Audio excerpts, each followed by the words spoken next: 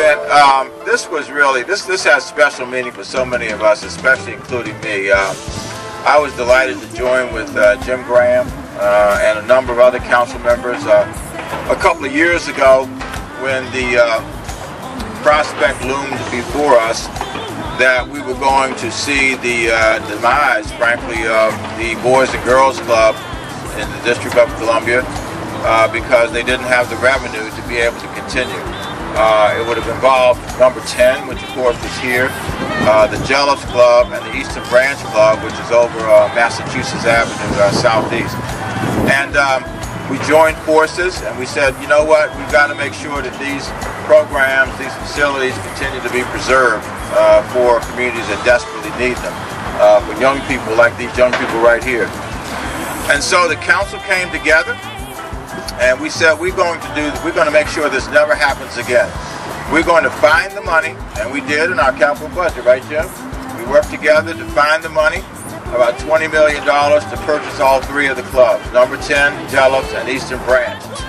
First, let me thank God for every hand, and there have been many, many hands that have touched this important project and made it possible for us to come here today to celebrate the Rita Bright Youth and Family Center. Let's hear it! My mother, she always told us, you know, be you, Cheryl, live your life. Don't listen to anyone who tells you that you can't you can't do this or that. That's nonsense. Make up your mind. You'll never use crutches or a stick. Then have a go at everything. Go to school or go back to school.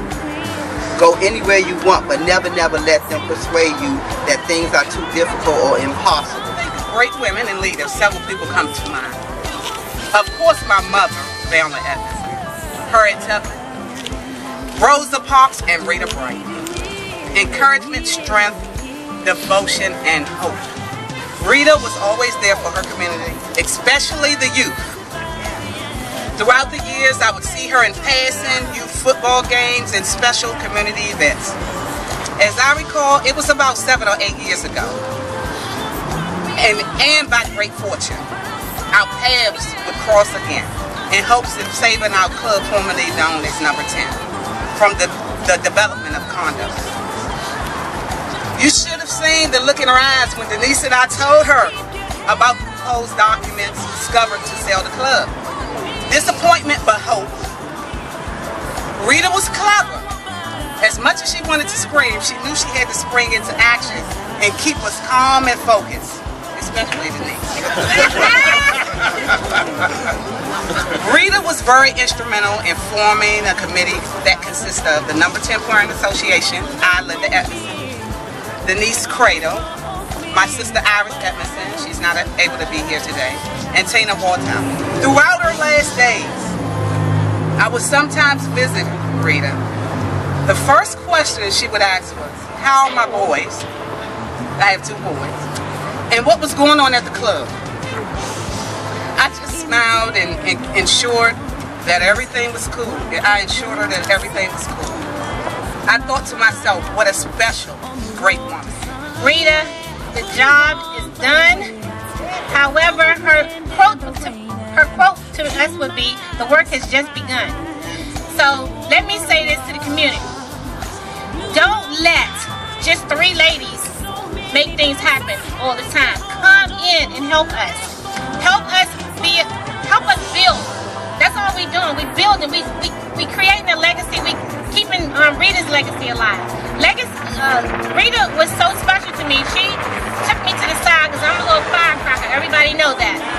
And she said, Denise, okay, you are powerful, but you need to stay on focus, on task.